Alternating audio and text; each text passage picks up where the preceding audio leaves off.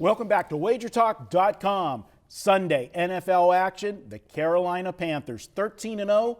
Will 13 prove to be the unlucky number for them? Is this the week they go down? Well, I'll tell you what. The good news for the Panthers as we jump into this game is that Cam Newton and Greg Olsen have both been upgraded to probable as we sit here and cut this video. The bad news, Jonathan Stewart has been downgraded to doubtful. And I remember a couple of weeks ago, Arizona Cardinals coach Bruce Arians, when he was having running back issues with injuries, and he said, you know what? He goes, running back is the easiest position to replace on an NFL football team.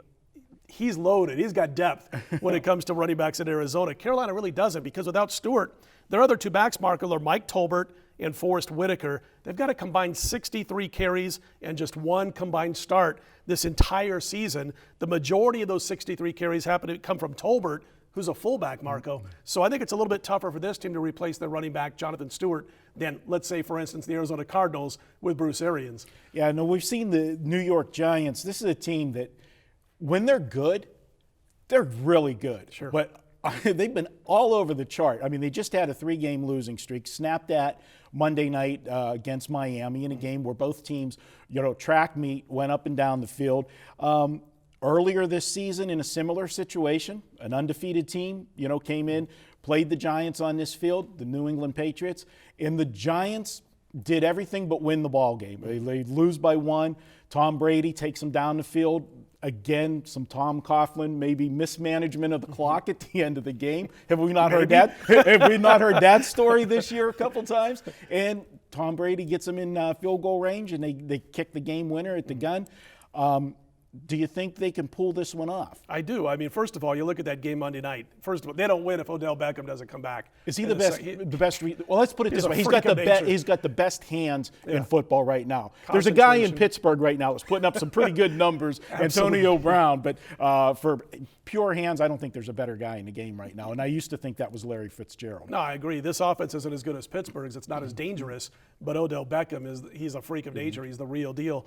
And I mean, you just said that every game there's at least 2 plays where you're just going, wow, I can't believe this. And you're texting your buddies, did you see Odell? But listen, I'm a Cam Newton fan, and those who have followed me on radio or whatever for the last couple of years know that. I love the so-called antics. I love the fact that he's out there having fun. He is a true leader. Now, I'm going to throw something at you here as a Cam Newton fan that says, should he really be the MVP? I think my answer is yes, because there's a difference between the best player in the league and the most valuable player in the league. Carolina does nothing like this going back to midway through last year without Cam Newton. And the reason I don't think he's the best at quarterback or the best player in the league is, listen to this. He's had a completion rate of less than 60% in 8 of his 13 games this year. He's connected on 50% or less of his passes in 4 of his games this year. So that tells me that, no, he's not the best, but he is the most valuable, and I do like the guy. But here's the thing. In Jonathan Stewart, with his absence likely in this game, I think the Giants can harass Cam Newton more than he's been over the last several weeks. I think if they're on their game defensively, the Giants can make Cam turn the ball over, which is something he hasn't done so far this season. Unfortunately for the Giants, that sometimes we've seen that defense. I go back, I think, last week, Miami hadn't been scoring any points, and they were going up and down the field on Monday night.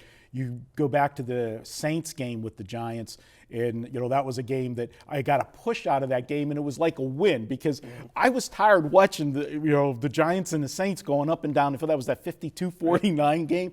So at times this defense is hard to swallow, but the offense can get them in the game. And I think, again, we talk about Carolina, and you can't ignore the fact they're undefeated. They beat everybody that's been put in front of them, but they still have only played 2 teams this year that have had a winning record.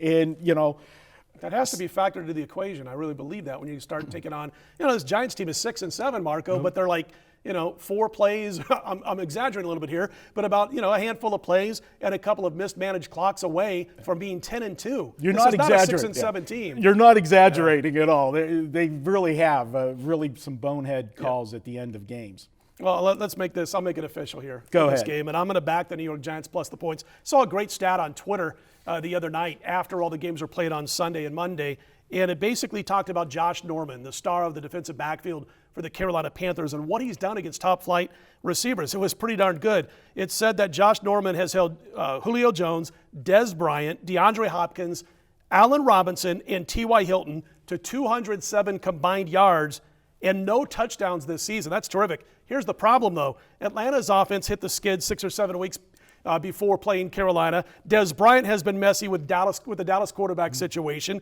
DeAndre Hopkins doesn't have a true starting quarterback to work with. In Houston, Allen Robinson plays for the Jags. T.Y. Hilton's got a mess of a quarterback situation in Indy. Guess what? Odell Beckham doesn't have a problem here. Eli Manning makes his mistakes, but he's also won a couple of Super Bowls. I'm taking the New York Giants. And by the way, don't forget what we got going on this weekend here at WagerTalk.com. We cashed another SmackDown last week. 5% play on the Pittsburgh Steelers, taking care of Cincinnati. 5% SmackDown this week. We're 28-10 lifetime with these plays, over 73% winners. It's available right now at WagerTalk.com. Again, the 5% NFL SmackDown Game of the Month.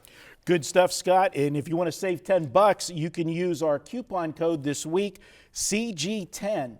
CGT10, excuse me, 3 letters, CG10 and the number 10 there, and you'll get $10 off. Save $10 and good stuff on that. And I got to say, I agree with you. I like the Giants as well. Good luck with that one. I'll be rooting for you with some monetary investment as well.